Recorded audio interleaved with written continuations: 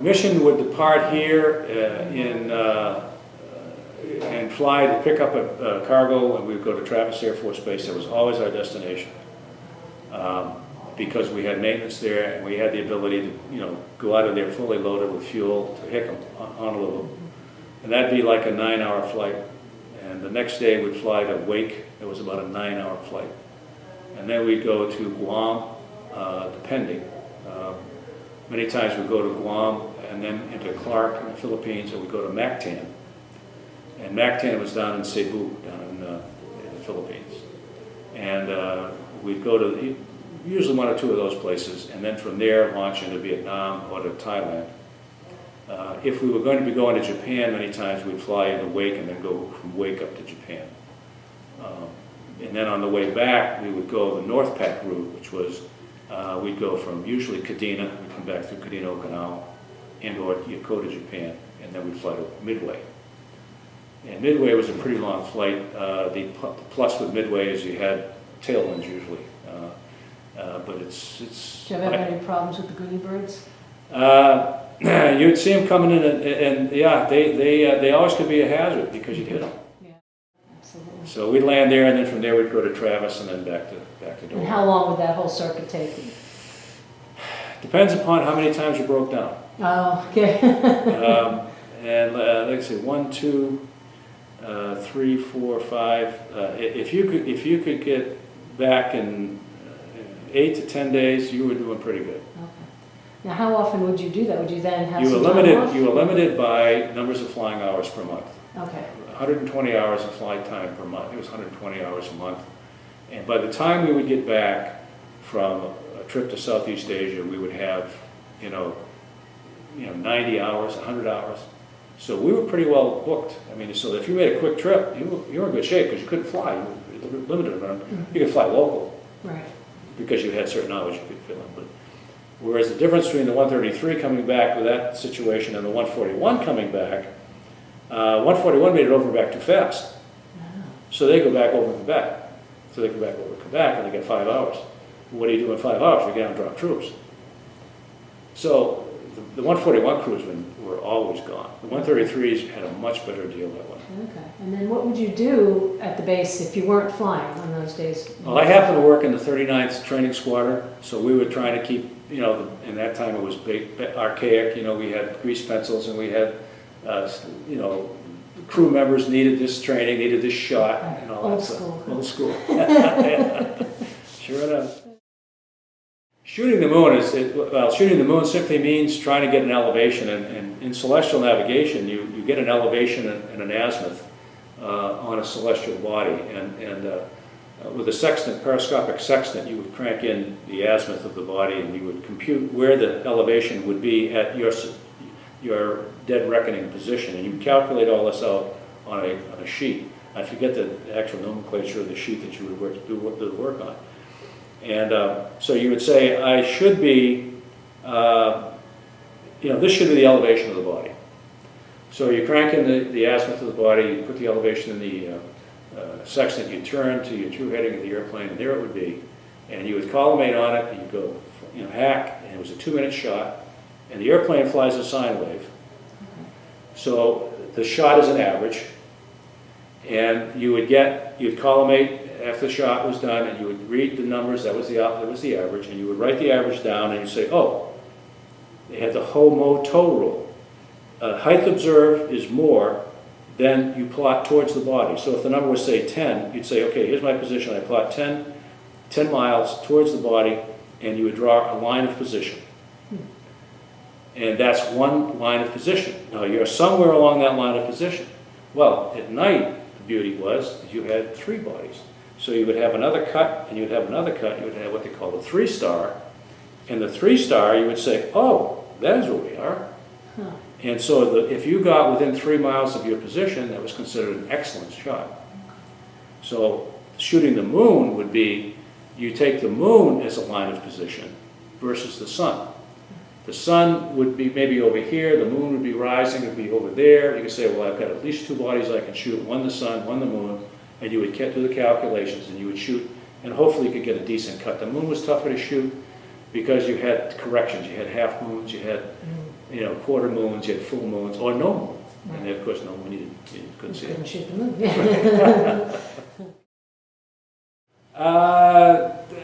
One time, when I was in the 130A model, I never actually got lost in the 133, because I consider myself to be pretty decent.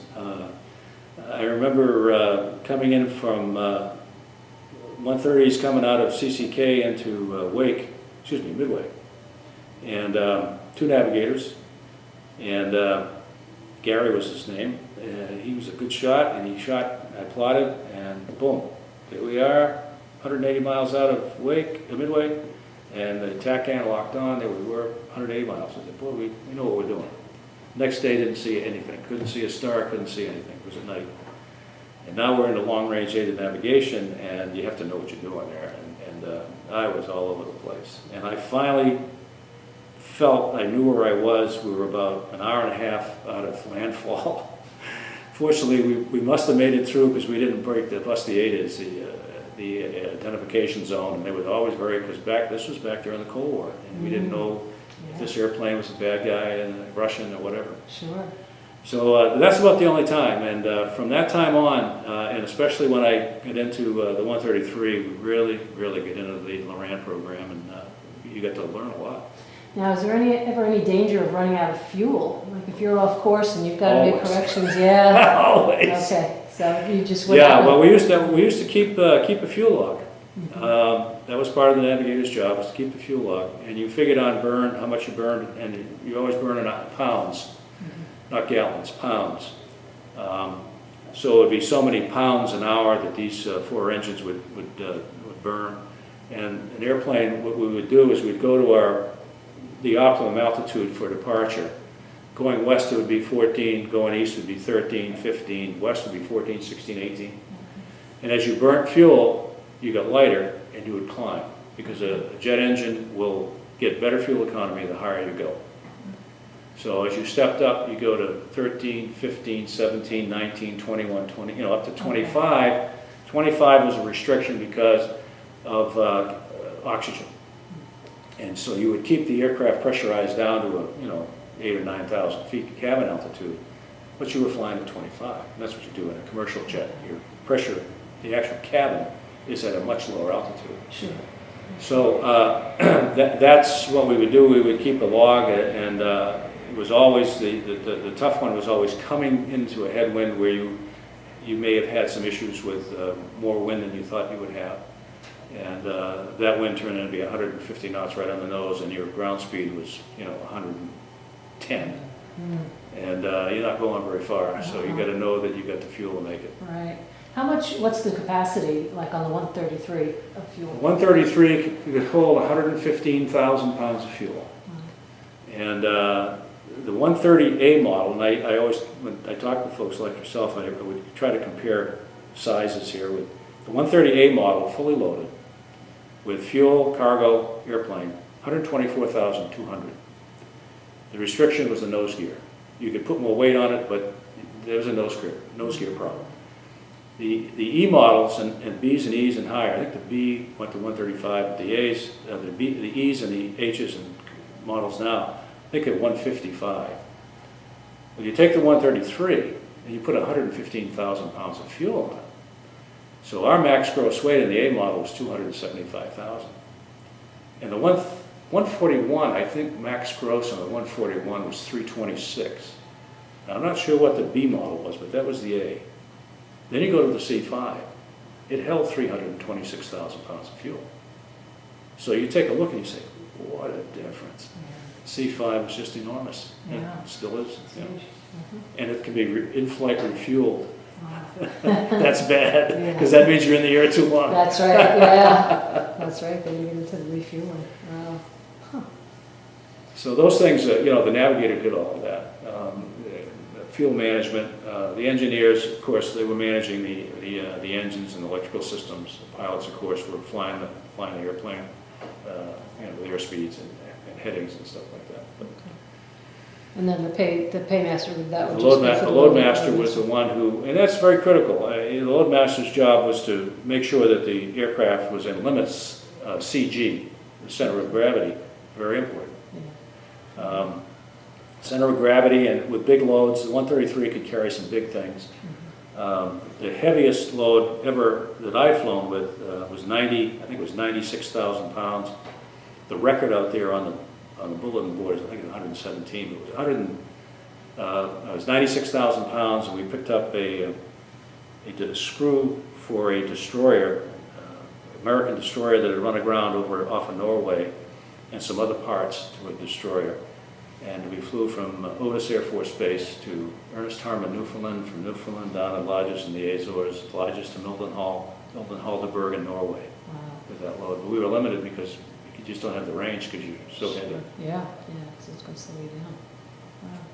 But those are old tales. Yeah. 1971. Huh. Good. Well, I stayed in the Air Force for a career. I left Mather Air Force Base, where I was in navigational training school, and I became a physiological training officer. I had a degree in biology, and they had a need out there for a physiological training officer. And so I fit the bill with the fact that I had already gone through the training program. I was a Navigator instructor, and there was a vacancy, and I got the job.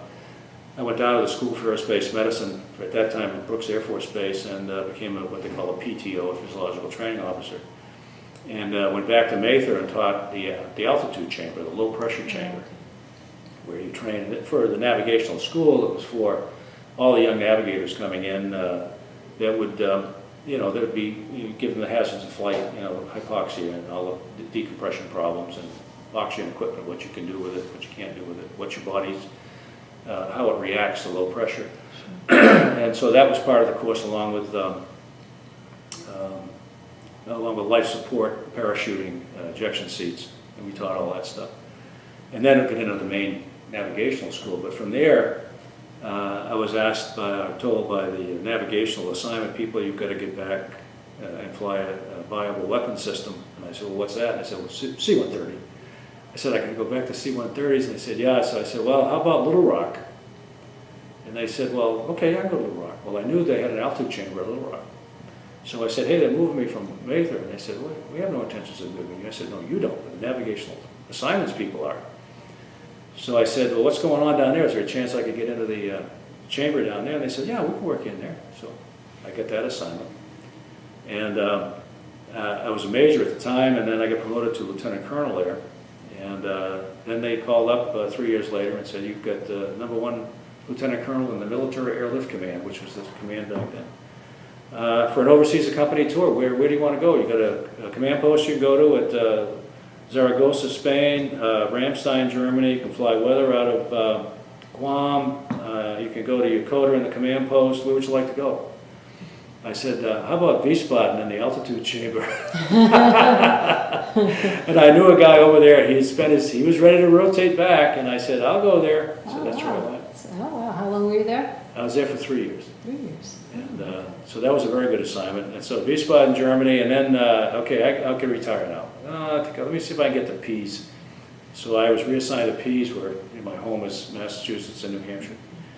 So I was reassigned to Pease Air Force Base as the commander of the chamber there. So I spent my last 2 years there and then retired. Okay. What year did you retire? 85. 1985. Okay. Now, did your children go with you? Your family go with you to Wiesbaden?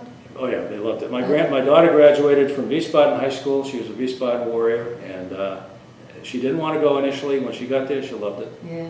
And she just went back for her reunion just a little while ago. I had a son born over there, Justin. Okay. He was our baby, and he kept us young. Yeah. As we moved back to New Hampshire, and had a son born right here. Jason was born here in Dover, Delaware. Oh, okay. So I have 2 sons and a daughter, and 7 grandchildren now. Wow, that's great.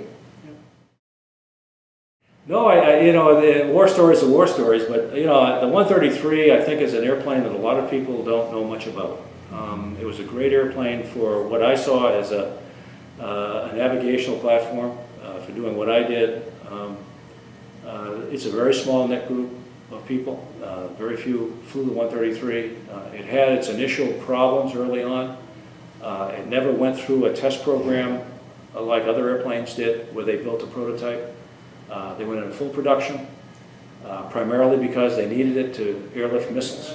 And that was what it was built for, to airlift the Atlas and the Titan, airlift versions of the Titan, out to the silos in Montana and Wyoming and places like that, instead of putting them on the rail or on a truck. And so when all those missiles were distributed, then the missiles got, I don't know if they got too big. I think they did a little bit.